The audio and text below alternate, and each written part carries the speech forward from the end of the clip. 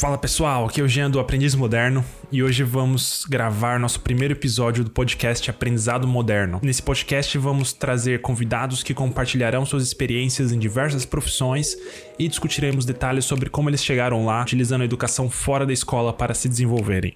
No episódio de hoje, trago um grande amigo como convidado, Davi Almeida. Ele é formado em farmácia pela Universidade de São Paulo e não só foi aprovado em um dos vestibulares mais difíceis do Brasil, como também passou em um concurso público super concorrido e hoje ele é perito criminal. Então hoje nós vamos discutir um pouco sobre preparação para concursos públicos, ensino à distância, prática esportiva na educação e vamos ver também se a gente consegue tentar descobrir o que faz um perito criminal. Então, sem mais delongas, vamos nessa!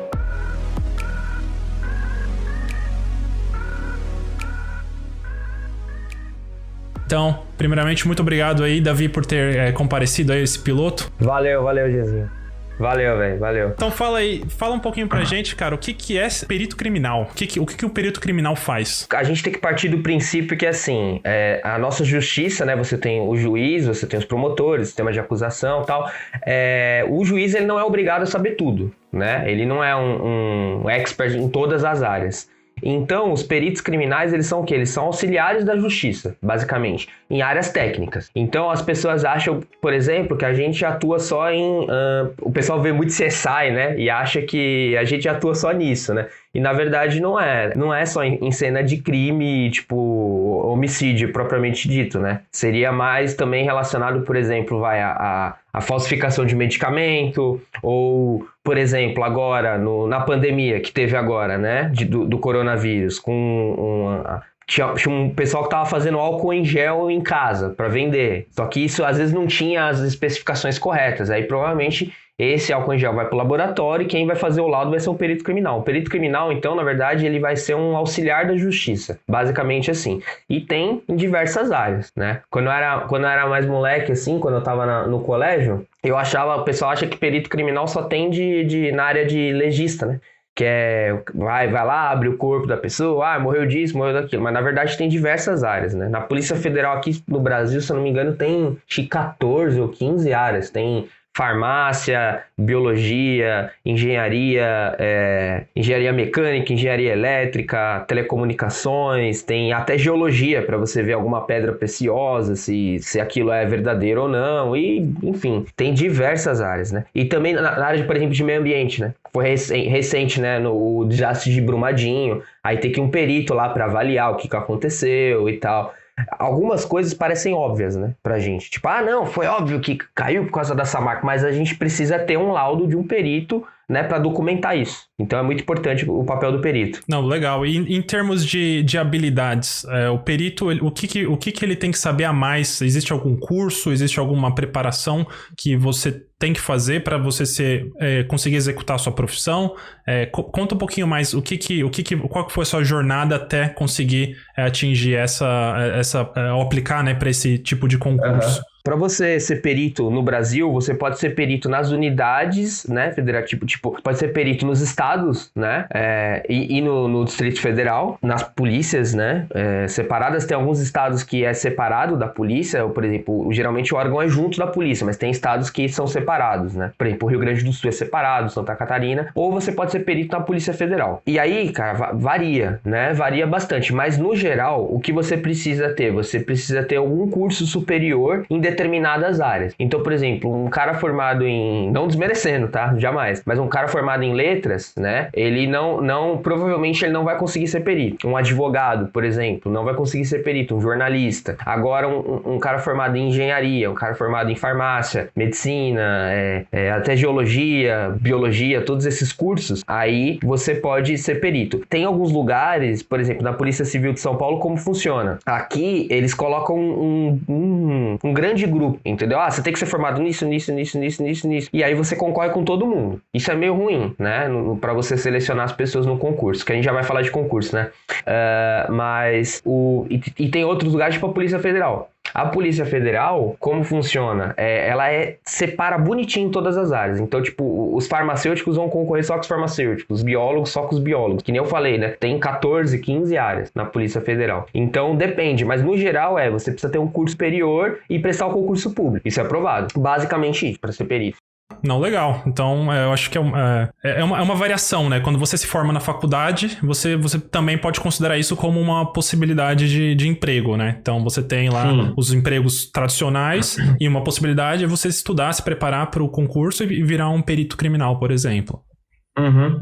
E o que te chamou mais atenção? Você que, quando você se formou em farmácia, eu acredito que tem algumas outras opções, mas o que te levou a escolher essa área de perito criminal? Qual foi a parte que mais te chamou a atenção? Cara, no meu caso, foi um caso meio, atípico, porque assim, eu queria ser perito eu entrei na farmácia já pensando em ser perito, entendeu? Então, não foi um negócio, tipo, ao longo da faculdade surgiu oportunidade...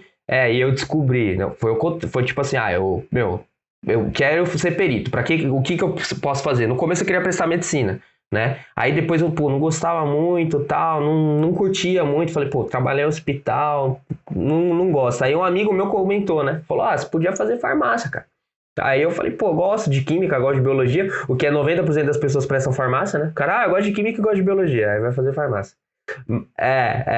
Mas, tipo, foi basicamente isso. Eu já desde moleque, assim, eu gostava, assim, né, de tipo, ver investigação de crimes, assim, aí mostrava assim, como é que ele mostra, o assassino é canhoto. Aí você fala, como é que o cara sabe disso, tal? E aí vai mostrando e tal. É todo um processo investigativo, assim, é muito parecido com o processo científico mesmo, né? De você, tipo, estabelecer uma hipótese e ir tentando, ir testando. Né?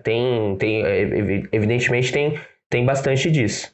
Mas foi basicamente isso, cara. Na minha área é muito ampla, né? A área de farmácia é muito, muito ampla.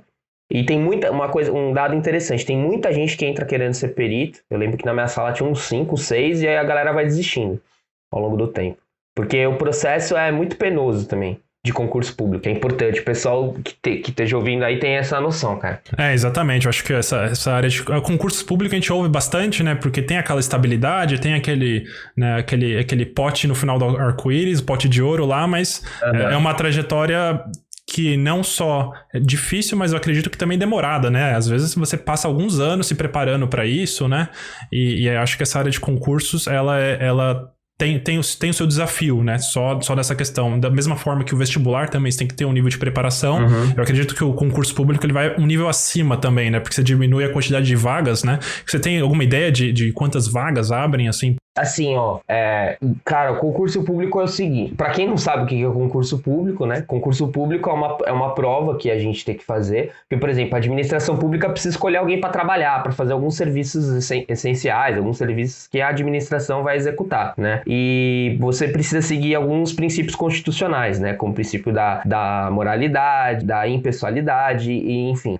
E para isso, o modo mais justo, né, que eles colocaram é uma prova. Uma prova, quem tira mais, passa, quem tirar é tipo um vestibular, tá? Só que diferente do vestibular, o vestibular abre todo ano. O concurso público, ele não abre todo ano. Demora, por exemplo, o concurso que eu prestei e eu fui aprovado, foi em 2017. O último concurso antes dele foi em 2008. Então, isso varia muito.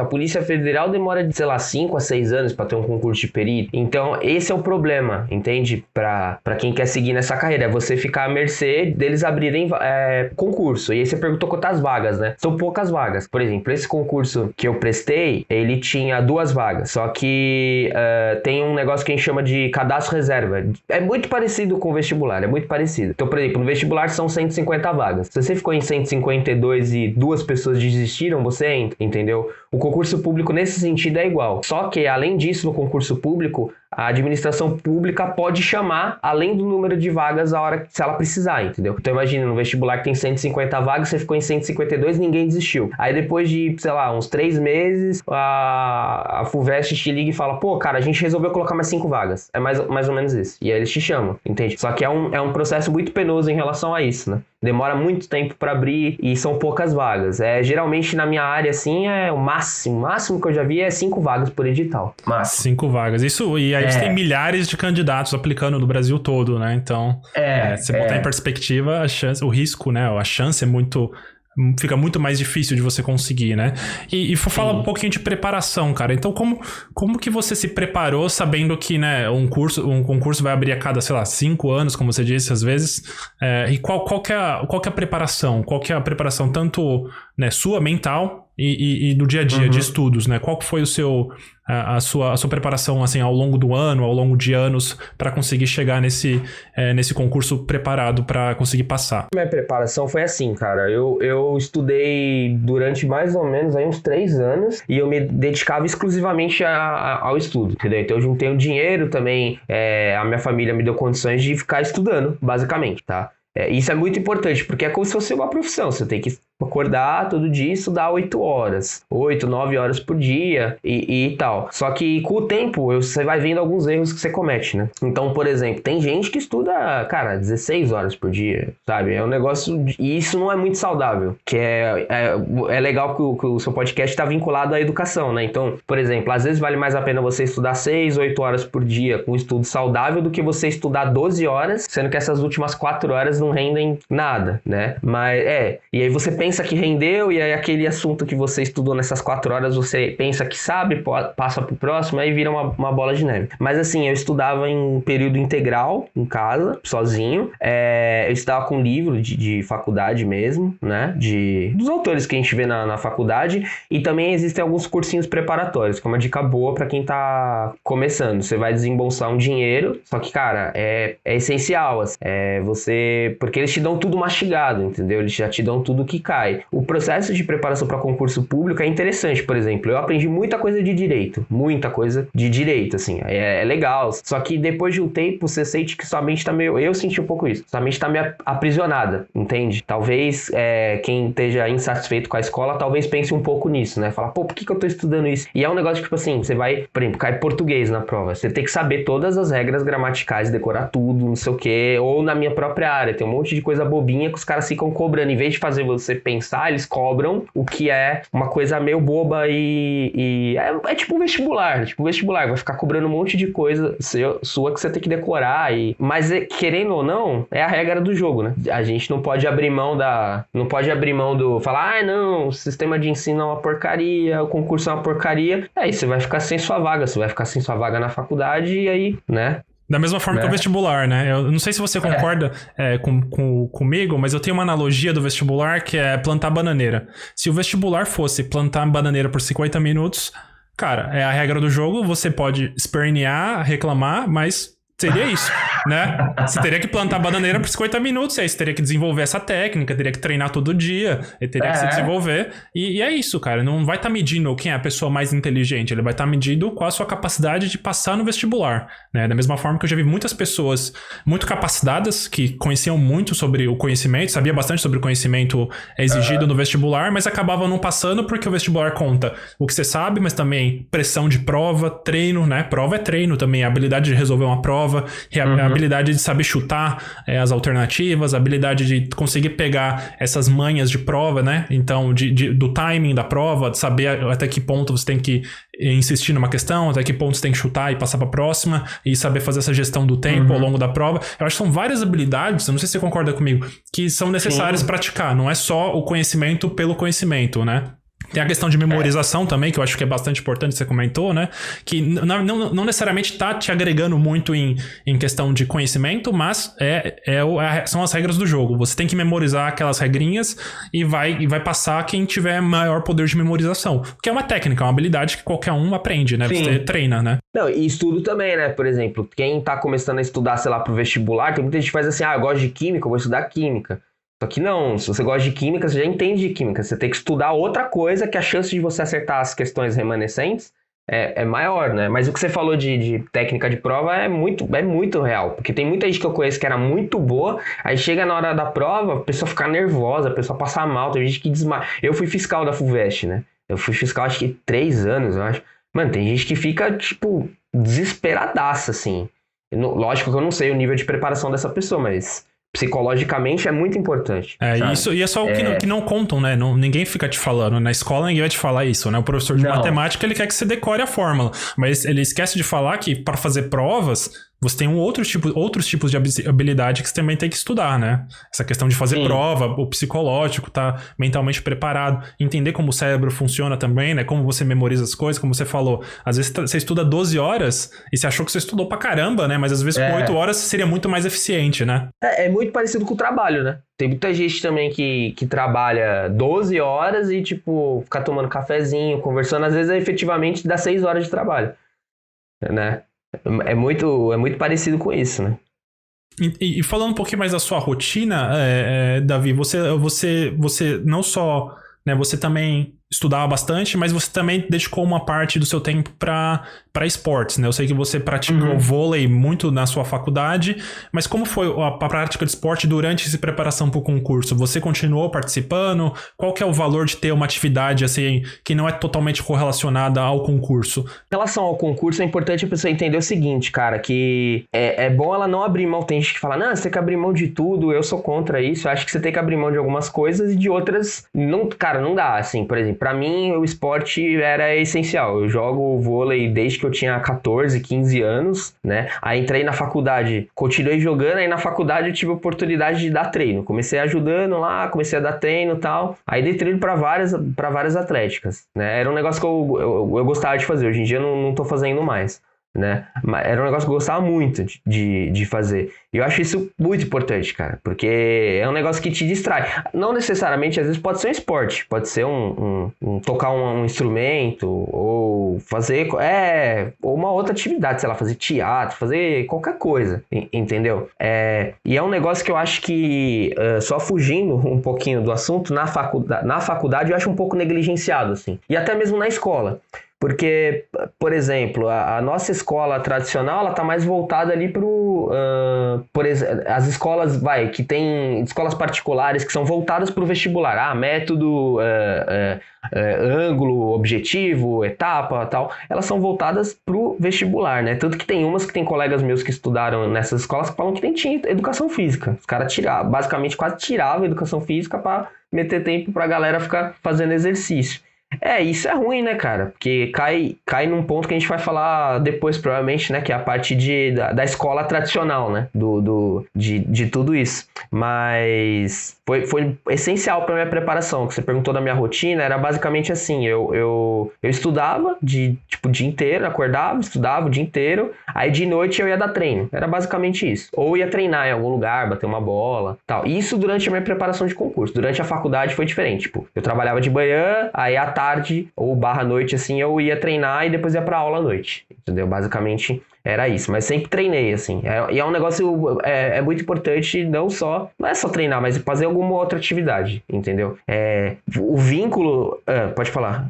Não, o vínculo que a gente pode ter com o local, que é um negócio muito importante que eu admiro, assim, nas universidades, nos institutos americanos, no geral, né? Que os alunos criam um vínculo, né, com o local, né? Então tem muito lugar que é fundação, que é sustentado por ex-alunos. O cara era um ex-aluno, o cara ganhou dinheiro pra caramba, e aí agora o cara vai lá e doa uma grana pra faculdade e ajuda. É um negócio muito importante. E esse vínculo não se cria com Química Orgânica 2, com Cálculo 4, entendeu?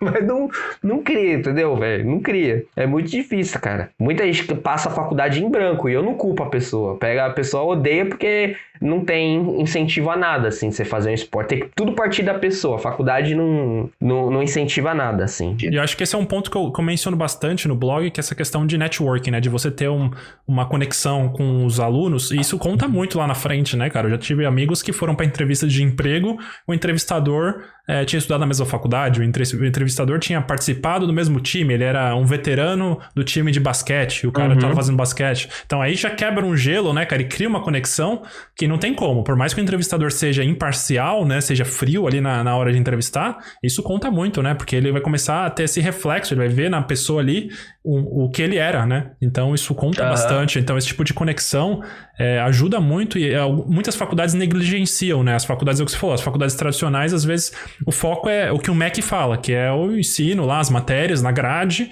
cumpriu as matérias, beleza, você passou na faculdade, você está preparado para o mercado de trabalho. Enquanto tem todo esse outro lado, né? De você participar, fazer atividades físicas que vão não só te ajudar, né, na sua saúde Mas também no seu círculo social, que lá na frente vai contar bastante, né? Eu sei que você tem amigos desde a faculdade que começaram jogando vôlei no ensino médio, né? Vôlei no ensino médio, que vai pra faculdade, que até hoje, né? Mantém aquela amizade. E ainda mais estando na mesma área, são pessoas que se encontram. Não é uma pessoa que fez uma faculdade totalmente X, né? Mas no mercado de trabalho você vai encontrar essas pessoas às vezes, né? Então acho que conta bastante, né? Isso que você falou do networking, no meu caso, eu me considero exceção, porque, tipo, todos os estágios que eu fiz, tudo que eu fiz na faculdade, eu que tipo, como era um negócio muito específico, eu quis fazer voltado para a área de perícia, então trabalhar no laboratório de perícia da faculdade, não sei o quê, alguma coisa coisas do tipo, era muito restrito, né? E aí eu que tinha que ir atrás, mas assim, porra, eu vejo pelos meus amigos, cara, o resto é tudo networking, cara. Pode falar que, mas é esqueminha, é o fulano que vai colocar você, mas, porra, se você estiver entrevistando um cara, tem um cara que você não conhece, um cara que você conhece, sabe que o cara é bom em trabalho, você vai contratar o cara que você conhece. É natural, cara, né? É fato. É do ser humano. Entendeu? E é um negócio que não é apresentado pra gente isso, né? É apresentado só, tipo, fórmula de Bhaskara, ozonólise, só essas coisas que, tipo... Não tô falando que não é importante, né? É importante a gente ter noção que essas coisas existem. Conhecimento técnico, né? Mas não é tudo, né? Não é, né? Não é tudo, que é um... E você tem visto, você viu nos seus treinos, eu sei que você dava treino pra times de universidade, né? Em outras universidades, né? E você sentia isso com relação aos alunos que participavam desses times? Eu não sei se chegou a acompanhá-los depois que eles saíram da faculdade. Desempenho, assim? Em termos de desempenho, ou de desistência da faculdade, ou de motivação. Isso acabou ajudando esses alunos que você treinava? Você conseguiu perceber isso? Cara, sim. Uma coisa que eu reparei é que o perfil do grupo dependia muito da faculdade, cara. Dependia muito. É que é um negócio que no começo, muita gente acha que, por exemplo, eu dava treino pra pessoal pras meninas, né? Vôlei feminino, né? E muita gente acha que, tipo assim, é difícil lidar com time feminino. Cara, isso eu vi que é mentira, assim. Não tem muita diferença entre feminino e masculino, assim, em relação a você lidar com a pessoa. O que eu vi que tem diferença é o quê? A faculdade. Eu senti muita diferença nisso. Então, por exemplo, eu dei treino pra poli. Agora, a poli eu fiquei pouquíssimo tempo, né? Pouquíssimo tempo foi agora no último ano. Eu dei treino para medicina, dei treino para farmácia, dei treino para FAU, que é a Faculdade de Arquitetura e Urbanismo, né? Da USP. Todos da USP, né? Menos a medicina, que era a Unifesp, né? A Escola Paulista. Eu via que a questão de comprometimento, assim, era uma coisa vinculada com a faculdade. Então, por exemplo, a medicina, que eles são mais hierárquicos, mais organizados, assim, o time era mais organizado. Eu sentia muito disso. Nas outras atléticas, mais ou menos, entendeu? Mas assim, o que você perguntou, um caso interessante por exemplo, de colegas meus que saem da Pharma mesmo, né? Na Pharma USP. Que eles saíram tipo, se formaram e queriam se graduar mais, queriam fazer um mestrado, né? E uma das coisas que os caras pesavam era continuar jogando e continuar fazendo parte daquilo. Lógico que o cara não vai fazer um mestrado pra só continuar jogando, né? Mas, tipo... Isso, tinha gente que colocava na balança, entendeu? Tipo, se eu fizer um mestrado, eu vou poder dar aula em faculdade, vou ter um currículo melhor, tal, vou jogar mais uns 2, 3 anos, vou estar com o pessoal aqui. E isso era um negócio que dava bastante diferença, assim, porque aumenta o vínculo, né? A pessoa começa a gostar da faculdade, ou depois de um tempo vai ter um evento da faculdade, a pessoa volta lá e pode doar um dinheiro. E não só faculdade, né? Colégio também é uma coisa bem válida, que acho que a gente vê menos ainda, né? Em colégio. Isso, faculdade até dá pra ver, né? Em alguns lugares, assim, no Brasil. Agora, colégio, pela minha experiência, é zero, assim. Não vejo ninguém saindo do colégio, tipo, estudei aqui, vou lá e doar uma grana, o cara que tem dinheiro. Eu não sinto isso. Entendeu? Mas eu sinto que você perguntou, todo mundo que eu conheço tá bem, assim, hoje em dia, né? Não sei quem não fez não fez esportes nem nada, mas a questão é essa, eu acho que aumenta o vínculo. E aí pode até ajudar a própria instituição, entendeu? Cria um vínculo, né? Eu acho que esse é o ponto principal, né? Algumas universidades particulares não tem isso, né? Você vai, é o curso. Você vai fazer o curso, você vai ganhar seu diploma e acabou. E, cara, aí você acaba só vendo o pessoal ali na aula, né? E você não tem nada fora ali, não tem nada extracurricular, que ali é o que você falou, né? Ninguém vai construir um vínculo tão forte numa aula de química orgânica, né? Não é a mesma coisa que construir jogando um esporte, trocando de esporte, fazendo parte do mesmo time, né? Vencendo ou junto, um tempo né? acadêmico, né? Ou um grêmio, sei lá, na bateria, outras coisas, entendeu? Sim. Tem outras coisas. Sim, isso é muito importante. Eu acho que são atividades que elas não têm, as pessoas, né, ou mesmo as universidades não dão tanto valor, enquanto lá, como você falou, nos Estados Unidos, isso aí é essencial, né, os times, né, eles são partes essenciais das universidades, e essa questão do networking, de conhecer as pessoas, de você estar fazendo parte, né, de uma atividade extra, acho que é fundamental, né, cara, parece que não é relevante, né, porque a gente tá acostumado com essa rotina de vestibular, de prova, mas o mundo real não é feito de prova. Você não vai pro trabalho fazer uma prova, uma entrevista. Uma entrevista, né? Então tem essa questão do laço pessoal da pessoa. E eu, como atualmente entrevistador, eu vi que tem bastante disso, né? Você acaba aprendendo, né? Quando você começa a criar esse laço com as pessoas, porque é isso que conta no final, né? No final do dia, essa pessoa vai fazer parte do seu time, né? Então, se a pessoa não tem nenhuma experiência sendo parte de nenhum time, ela só foi pra aula, fez as provas e foi embora, fica mais difícil de criar esse vínculo, né? Como que eu vou trazer alguém pra um time, pro meu time, sendo que a pessoa nunca participou de nenhum time na vida, né?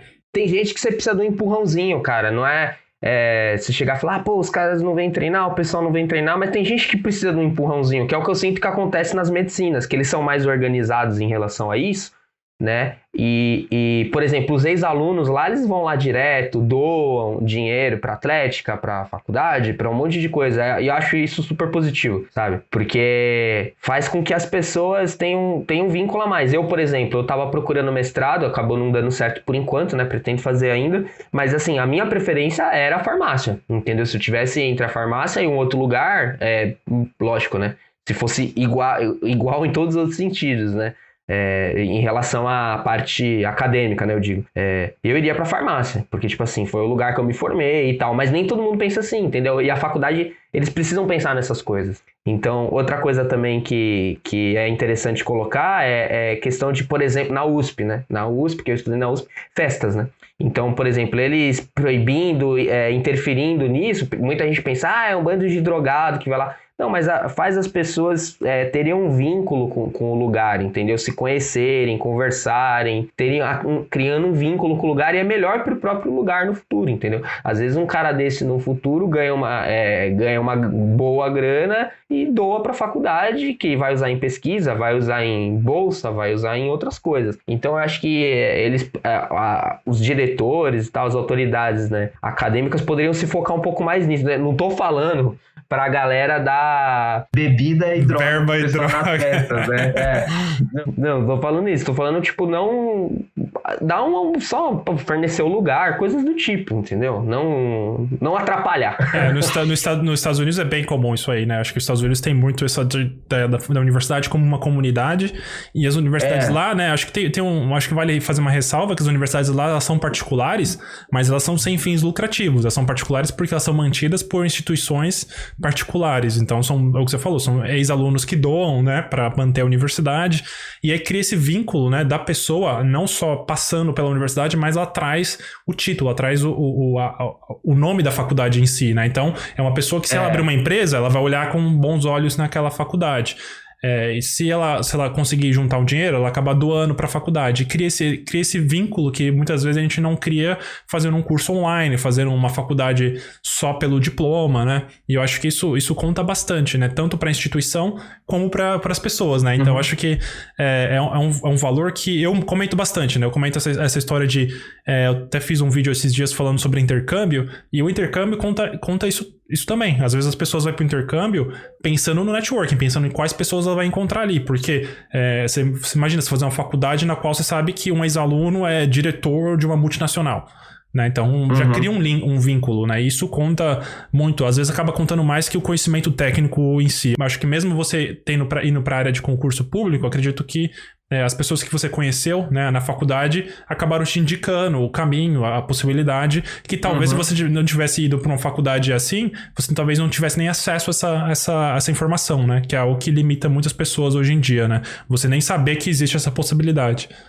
Tem muita... Eu vejo, assim, as universidades públicas brasileiras, tipo, mais ou menos assim, o Estado paga a faculdade para a pessoa fica, sei lá, 4, 5, 6 anos na faculdade, e depois a pessoa vai trabalhar num lugar privado. Não tô tirando mérito, tá? Não tô julgando ninguém falando que o lugar privado é melhor ou pior, sendo que o que faz girar a economia a gente sabe que é o mercado privado, né? Mas no final das contas é um investimento que para a parte pública não tem tanto... não tem um retorno compatível com o que foi investido, entendeu? Agora o cara que vai para a iniciativa privada e tem um vínculo e pode doar um dinheiro, pode ajudar em alguma coisa, algum projeto, isso é mais interessante. Eu lembro que tinha um colega meu, por exemplo, que ele era muito inteligente, um moleque da minha sala, e aí... Pô, o cara, ele queria fazer pesquisa e começou a fazer iniciação científica e ganhava uma merreca lá. E aí, cara, acabou não dando certo, porque a vida de pesquisador no Brasil é difícil, né? É muito difícil. E ele foi pra iniciativa privada. E é um cara que, se eu falar assim hoje em dia com ele, ele falou, você ficaria pesquisando? Ele ia falar, ficaria. Provavelmente ficaria. E a gente perdeu uma mente brilhante, assim, sabe? Fora os caras que vão pra fora do país, né? Que a gente paga a faculdade e não cria vínculo nenhum e o cara, beleza, falou, vou e vai embora. Entendeu? Então é um dinheiro, entre aspas, perdido que o governo não percebe, né? Não se dá conta disso. E eu acho que é uma oportunidade também para as faculdades privadas também, né? Que elas acabam comercializando muito, às vezes, o diploma e esquecem desse outro lado da rede, de montar uma comunidade, de montar uma instituição com nome, né? Porque é isso que constrói, né? Essas universidades americanas famosas, Stanford, Harvard, elas são construídas à base do nome, né? São as pessoas que estudam lá, elas acabam tendo grandes oportunidades, que elas acabam sendo bem-sucedidas, e isso gera mais oportunidades para os futuros alunos que se formam ali. E aí acaba criando esse nome. Ao contrário de você só querer vender um diploma, ou só querer que a pessoa tenha um diploma e seja inserida no mercado do trabalho de qualquer forma, né? Isso eu acho que é uma grande oportunidade, né? Que algumas universidades do Brasil fazem, né? Mas tem muito espaço ainda para ser feito de outras formas, né? Eu acho que tem algumas empresas privadas fazendo isso, né? A Udacity é um bom exemplo. Eles estão fazendo essas parcerias com grandes empresas de tecnologia e eles geram esses cursos que ajudam, que facilitam a entrada no mercado de trabalho, né? De novas pessoas para aquelas indústrias, para aquelas empresas. E isso, isso é legal, porque você cria um nome, né? Você começa a criar uma reputação e no final das contas isso conta bastante, né? E pra gente que estudou na USP sabe como isso pesa, né? Às vezes numa entrevista, numa possibilidade. Infelizmente é assim, né? É assim que a banda toca, né? É exatamente isso, cara. Tem gente que vai falar, não, mas é infelizmente que é assim, cara. Currículo, assim, conta muito, cara. Muito. Exatamente.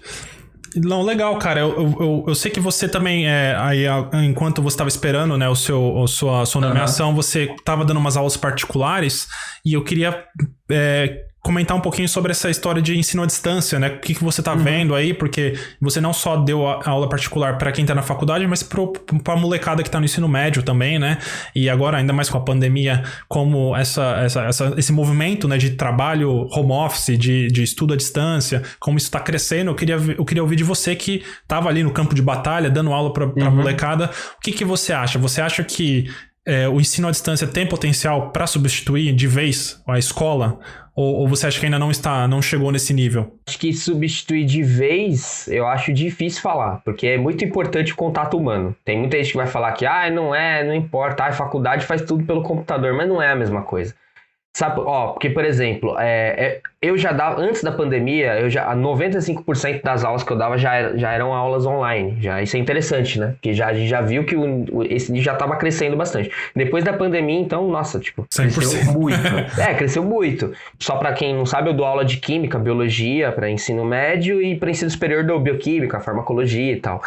para quem é do ensino médio, na parte de química e biologia, às vezes é importante eu ver o que o aluno está fazendo. Ele me mandar a resolução do exercício, ele fazer o exercício com ele, e isso na aula online é ruim, entende? Então, a aula online ela é boa em alguns sentidos. Por exemplo, para uma aula expositiva, que eu vou chegar e vou explicar para a pessoa o que é entalpia, o que é uma reação exotérmica, endotérmica, coisas desse tipo. Pô, tranquilo. Eu até prefiro. Sabe, porque não é só pelo fato de comodidade, mas é pelo fato da ferramenta que você tem na mão ali. Então, por exemplo, você quer pegar um gráfico na internet, você vai no Google rapidinho, joga o gráfico já tá pronto, copia, cola um do lado do outro, bonitinho. É mais rápido, entende? Mas em questões de interação com o aluno, eu sinto que é muito de um lado só. Não sei se você entende. Que é tipo muito do professor para o aluno. E eu acho que num conceito mais moderno de educação, esse conceito meio que tá caindo, né? De tipo, o professor lá em cima e o aluno aqui embaixo. Lógico que tem uma hierarquia, né? Lógico que tem uma hierarquia, mas eu sinto que a aula online acentua essa diferença. Top-down, né? É o professor falando pro aluno. Eu acho que assim, pra substituir de vez, não. Mas eu acho que assim, é uma ferramenta muito interessante, cara. Eu acho que talvez pudesse ser uma ferramenta como uma ferramenta a mais, assim, entende? Então, por exemplo, o cara na faculdade, ele dá aula, né, normalmente, e ele tem umas aulas gravadas com algumas curiosidades, com algumas explicações a mais sobre o tema, entende? Então eu acho que nesse sentido é bem válido, né? Mas... E tem a questão de acessibilidade também, né? Ao meu ver, eu acho que o ensino à distância ele permite que, por exemplo, o cara que trabalha o dia inteiro e não tem tempo de ir na faculdade, ele não consegue nem, não teria nem a chance, né? Imagina se agora tá no celular dele, é só ele chegar em casa e ligar lá e começar a fazer o curso, né? Às vezes é melhor do que não ter nenhum acesso à informação, ou a pessoa que mora muito distante de uma universidade, por exemplo, quer fazer um curso de farmácia, por exemplo, e não tem na região onde ela mora, onde ela trabalha, e aí ela não tem a possibilidade nem de tentar fazer, né? Ou um cursinho, como você falou, para o pessoal que quer fazer concurso, né? Às vezes não tem um cursinho ali perto, então às vezes eu acho que é uma possibilidade legal de tornar o acesso, né? O conhecimento mais acessível às pessoas. Eu acho que isso é um ponto bem forte, mas é o que você falou. Entre o virtual e o real, talvez ainda exista uma diferença grande, né? Isso que você falou é uma coisa que, assim, quando a gente fala de ensino à distância, no Brasil, muita gente, né, que eu conheço fala assim, mas e o fulaninho que mora lá longe e não tem internet, entendeu? Esse é um problema. Mas, por outro lado... isso que você falou é interessante, né? Porque pode popularizar mais ainda o ensino, porque a pessoa, por exemplo, que mora longe ou trabalha, né? Que você falou, vai melhorar a vida dela, de certa forma. Entende? Que ele vai ter acesso, ele pode acessar a hora que ele quiser, ele pode assistir a hora que ele quiser. Então, tipo, eu acho que a gente, às vezes, eu não sei, em outros países, mas no Brasil, às vezes a gente pensa olhando para baixo. Eu acho que a gente tem que pensar para cima. A gente não tem que pensar no cara que não tem o acesso à internet. A gente tem que pensar em dar o acesso à internet para esse cara, para ele ter a possibilidade. E não sei se você entendeu, em vez de barrar o ensino à distância, porque esse cara não tem a acesso à internet, a gente deveria fazer o contrário, deveria dar o acesso à internet para ele ter acesso, para tornar possível, poder né? acessar as aulas e aprender. Eu achei muito interessante, assim, mas eu acho que para um ensino médio, cara, eu acho que assim, é complicado, viu? A pessoa tá em formação ainda, é importante ela ter contato com as outras pessoas, que isso no ensino à distância é terrível, né? A parte de socialização, que cara, é zero. Não tem como. É muito difícil, cara. É muito difícil. Por exemplo, você criar vínculo. Imagina, você fazendo uma faculdade online, você criar vínculo, ter um amigo online. O que a gente acabou de falar, né? Dos times, né? Dessa relação, né, com a faculdade. Muito ruim, entendeu? Isso é uma coisa muito ruim, assim, né, nesse sentido. E outra coisa que eu vi também, né, que em relação às avaliações, cara, que mudaram muito. Que no começo o professor dava avaliação online, né? O que os alunos faziam? Colavam. Aí o que os professores fizeram? Começaram a reduzir o tempo das avaliações, pelo que eu vi. E aí começou a reduzir o tempo. Só que aí começou a virar um negócio tipo assim, 2 minutos, concurso público, sabe? Você tem 2 minutos por questão para responder. E aí é complicado isso também, né? O que é o modelo avaliativo atual, né? Que é prova, que é um negócio que a gente Meu, no trabalho você não vai fazer prova, cara. Não vai chegar lá e o seu... Vai vir uma prova. Resolve essa questão. Pra você ser promovido, tem essa prova aqui, você tem tanto e não pode fazer de lápis. Só caneta azul. Se esquecer a caneta... Só caneta azul ou preta, Entendeu? Não vai acontecer isso, entendeu? Então os modelos avaliativos são muito... Putz, cara, a gente tá muito atrasado, né? No geral, né? Essa questão de prova, acho que no Brasil. Questão de prova com ensino à distância, prova mesmo, como a gente tá acostumado, é bobeira, né, cara? Isso aí não tem como, né, cara? O cara tá com acesso à internet, a todas as informações do mundo e está querendo cobrar a memorização dele. Não existe a menor possibilidade, né, cara? Fora aluno que tipo, os alunos, pelo que eu percebi com o tempo, os alunos, olha só, cara, é fogo, né? Os alunos preferiam em vez de pagar aula com o professor, pagar um professor pra fazer a prova. Então tinha uns caras que chegavam assim pra mim e falavam, vamos fazer a lista de exercícios. Eu falei, beleza, tal. Tem aluno que fez isso desde sempre. O cara passava a lista e a gente resolvia junto, né? Aí começou os papos, né? Não, que essa lista de exercício aí, ela só vai estar disponível da segunda-feira, das 10 ao meio-dia. Exatamente ali, ó. Eu preciso que você resolva o exercício naquela hora. Horário? Não, tem que ter esse horário. Aí, putz, cara, aí era a prova do maluco. O cara te passava exercício, aí você começava a pensar, né? Ele, não, tem como resolver mais rápido aí? Eu não quero aprender, eu quero responder. Que é uma coisa, esse negócio de não aprender, que a gente cai em outra coisa, né? Que é o modelo educacional, né, cara? Que, tipo, ele é... Eu sinto... É que, assim, eu não sei se eu sou exceção e tal, mas eu gostava, assim, de aprender as coisas e tal. Mas eu vejo que ele não é nada... Ele não incentiva a gente a fazer isso. Então, se você não gosta de química, matemática, física e tal, especificamente, por exemplo, imagina uma criança que quer ser desenhista, colorista de quadrinhos, sei lá, quer fazer isso da vida. Meu, isso não é incentivado na escola, entendeu? Então, ou mesmo empreendedor, né? O que é abrir o seu negócio, que são habilidades totalmente diferentes, né, cara? Você tem que saber vender, você tem que saber falar em público, você tem que saber, né, procurar o seu mercado. E isso você não aprende, né? Ou educação financeira. Ou mesmo fazer prova, né? Fazer concurso como você fez, né? Eu acredito essa rotina, né? Você teve que aprender na raça. Ninguém te ensinou na escola, não, fazer concurso é assim, ó, tem que aprender, tem que ter disciplina, tem que estudar uma quantidade de horas. Ninguém te ensina isso, né, cara? Do que a gente estava falando, né, de ensino básico, né? Então, por exemplo, quantas vezes você vai ter que cozinhar na sua vida? Bilhares, né, de vezes você vai cozinhar na sua vida. Quantas vezes você cozinhou na escola? Nenhuma, cara. Nenhuma, cara. Nenhuma. Sai da escola sem saber nada. Quantas vezes você... Ou limpar a sua casa, sabe? Saber que você tem que varrer pra passar o pano depois. E não passar o pano pra varrer depois, sabe? Lavar uma louça, os produtos de limpeza que você usa, o cuidado que você tem que tomar. Eu acho que também em determinados locais você tem que ter um ensino diferenciado. Por exemplo, se você mora em São Paulo, você tem que saber como andar de metrô, comprar o bilhete, comprar o cartão e carregar. Agora, se você mora numa zona rural, você precisa ter, sei lá, não sei, eu não moro numa zona rural. Uma planta venenosa. Sabe? Plantar alguma coisa, ou se livrar de algum animal que venha, sei lá, venha ameaçar o seu rebanho. Então, eu acho que tá muito descolado. Eu acho que só o fato de eu ter tido as mesmas coisas na escola com meu pai, quase, entendeu? E ainda mais nos últimos anos que tem um negócio que revolucionou o mundo, né? Que foi a internet. Né, cara? A internet revolucionou o mundo em relação ao acesso à informação. A gente pegou bem essa transição, né? Que eu tenho 28 anos, né?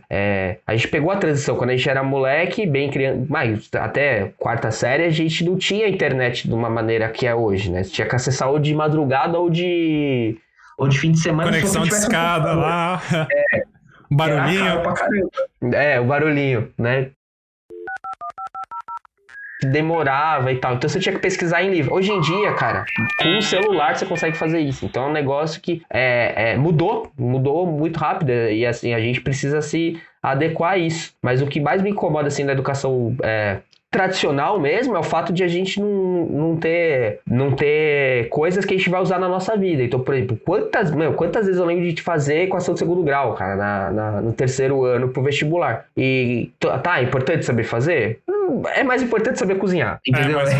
Cuidar da sua educação financeira, acho que é mais importante. Exatamente, cuidar da educação financeira, saber abrir uma conta num banco, relacionado também à educação física, como educação física mesmo, né? De você saber que você tem que fazer uma caminhada, fazer uma corrida, cuidar da sua saúde, alimentação. Isso pode economizar, bilhões de reais no futuro. E eu digo mais, hein, cara, eu acompanho, porque eu dou aula para aluno que vai prestar vestibular. Tem alguns alunos que eu acompanho para medicina, né? Que todo mundo sabe que o nível do vestibular da medicina é um pouco elevado. Cara, tá piorando. Desde que a época que a gente entrou, eu acho que assim, as provas tipo vestibular, tipo FUVEST e tal, tá ficando cada vez mais específico, cada vez mais. Eles estão cobrando cada vez mais aprofundado. E isso não sei se é bom, entende? Eu acho que não é uma coisa boa. Então, por exemplo, tem coisas lá que provavelmente eu tive no meu primeiro semestre da faculdade, que eles já estão tendo agora no vestibular. Caramba. E o cara não consegue fazer um ovo, entendeu? O cara, né, ele vira aquela máquina, né, e não consegue pensar fora, né, e aí quando você entra no mercado de trabalho, você tá muito mais cru, né, do que esperam, né, e isso e cria o que você falou, essa diferença, né, entre o que você aprende na escola e o que você vê na realidade. Aí você começa a dar cada vez menos valor a ir pra escola, né, a estudar, né, e ao mesmo tempo a gente tem toda a internet vindo aí, né, e até uma pergunta que eu queria te fazer cara, a gente tem a internet, tem acesso à informação. Imagino que os professores que dão aula hoje em dia, né? Inclusive você que deu aula pra essas molecadas, você tem acesso à internet, você sabe usar a internet, né? Por que a gente não tem isso na escola, né? Por que a gente não tem tanto disso? Ou você tá vendo uma diferença, tá vendo um movimento aí de utilizar mais a internet, utilizar mais esses recursos? Será que essas molecadas de hoje tá aprendendo a mesma coisa que a gente aprendeu na escola, sendo que a gente nem tinha internet direito? Né? Ainda tá acontecendo isso? Você ainda vê isso? Cara, eu não dou aula em escola, né? Mas eu tenho muitos amigos que dão aula em escola, né? Tem um grupo de amigos meus que são professores de física, né? Eles dão aula em escola. Já deram aula em todo quanto é tipo de escola. Escola pública, escola de bairro, escola boa, escola top, assim, sabe? Tem um colega meu, 2 colegas meus, que eles dão aula um dá aula de física, outro de matemática. E eles falaram que agora eles estão, se eu não me engano, a escola deles tá colocando um iPad como item essencial, tá ligado? Sabe quando você é molequinho lá que você vai comprar tem a listinha, né? Aí tem a tesoura sem ponta, pá, tem a cola de bastão, não sei o quê. Giz de cera. O giz de cera. Não tóxico, né? Que senão a criança come e morre. Né? Aí tem E aí tem um iPad. Eu não conversei com ele sobre isso, mas eu sinto que, assim, eu sinto muito por cima, tá? A gente pode estar falando muita besteira, mas eu sinto que o papel do iPad não é um papel no sentido que você apresentou, de inserir isso na sala de aula. É uma coisa mais como só para substituir um livro ou para passar uma lista de exercícios. Não sei se você entendeu. Ah, sim. Tipo, em vez dele ser um negócio mais dinâmico, mais interativo, é muito tipo assim, gente, eu coloquei lá no programa tal, e aí a lista de exercícios tá lá e você resolve. Aí, em vez de dar um papel, você manda o arquivo. Tá digitalizando o processo antigo. Em vez de entregar aquela folha tosca lá que a gente recebia, não sei se você lembra, que era um xerox meio roxo, tá ligado? Não sei se você lembra disso daí. Aí agora é num tablet. Então, tipo, eu acho que sim, conhecimento técnico é bom, né? É bom, mas tem um limite. Eu acho que tem outras coisas que podem ser trabalhadas. Eu acho que talvez se colocar algum tipo de disciplina optativa, pelo menos para ensino médio, né? Pra pelo menos segmentar, dar algum tipo de liberdade. Querendo ou não, um adolescente de 15 anos, ele não sabe muito da vida, mas também ele já não, né? Tipo, já sabe o que ele gosta e tal. Então, acho que talvez se desse algum tipo de direcionamento, assim, de tipo, você tem que, dessas disciplinas aqui, você tem que escolher essa. Talvez desse um pouco mais de prazer para ir para a escola. Entendeu? Porque tem muita gente que odeia a escola, né? Odeia Não vê nenhum valor, né? Não vê nenhum valor no que tá aprendendo ali, né? E eu vejo bastante isso nos comentários na internet, do molecada mais jovem, né? Davi, pra finalizar, o que você acha qual seria o futuro das escolas? Se a gente pensar aqui daqui 10 anos, eu não sei se você pretende ter filhos ou não, mas a escola da próxima geração, o que você imagina que aconteceria, assim? Qual seria o cenário mais ideal? O que você acha que Daqui 10 anos a eu- molecada vai estar na escola, o que você acha que vai ter de diferente? O que eu espero é a inserção dessas coisas, cara. Olha só como são coisas antagônicas, né? São coisas antigas, né? Você ensinar uma criança a cozinhar e ensinar a pessoa a mexer na internet, que são coisas, pô, há milhares de anos que o ser humano cozinha ou faz esse tipo de atividade, entendeu? E ao mesmo tempo, e não tá inserido, você vê como o sistema educacional tá meio que fora da realidade que eu vejo, assim, entendeu? Ele não tá nem ensinando atividades muito rudimentares, assim, que são essenciais, nem ensinando coisas relacionadas à internet. Mas o que eu espero é a inserção disso, né? De disciplinas que ensinem a parte básica, você limpar a casa, você ir numa padaria, como é que funciona o sistema de pagamento, educação financeira e tal. Além disso, né, a inserção da internet, cara. Por exemplo, você ensinar uma pessoa a fazer uma pesquisa no Google, canais do YouTube, ou, sei lá, incentivar, por exemplo, a criançada a criar um canal numa disciplina para fazer algum vídeo. Eu acho que sim, no futuro, talvez habilidades como edição de vídeo, cara, eu tô vendo que, assim, é importante, porque, por exemplo, agora eu comecei a dar aula online, né, então, pô, eu preciso saber editar o vídeo, eu preciso comprar um microfone, eu preciso... Então, as pessoas, eu acho que isso vai se tornar indispensável no futuro, né, e o que eu acho que vai acontecer no Brasil, eu acho que não vai acontecer nada, vai continuar tudo igual. Continuar a mesma coisa. Eu acho que vai continuar tudo igual. Talvez as escolas caríssimas, por exemplo, eu dei aula para um menino, ele tinha... Nossa, eu nem lembro qual escola ele estudava, cara. Só que eu lembro que ele ia fazer faculdade na Holanda. Era uma escola caríssima. Ele fazia iniciação científica na escola. Para quem não sabe, iniciação científica é um projeto de pesquisa que você faz vinculado a um professor e tal. É uma atividade extra, fora da sala de aula, né, tá ligado? Mas a pesquisa, isso é muito legal. Então, o que eu acho que se a gente não fizer nada no Brasil, vai ter um descolamento cada vez maior, eu acho. Vai piorar.